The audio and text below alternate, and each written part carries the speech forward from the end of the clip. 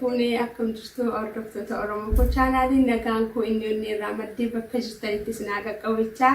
egaa haala salphaadhaan haala kanaan mana keenya keessatti egaa ayyaaneffataa jira waggaa haaraa maatii kootii wajjiniin ayyaaneffataa jirra waggaa haaraan kun immoo kan itti gammannu kan itti kolfinu kan itti milkoofnu rabbiin waa taasisu bakka jirtan hundumaatti ayyaana gaariinis ni hawwa.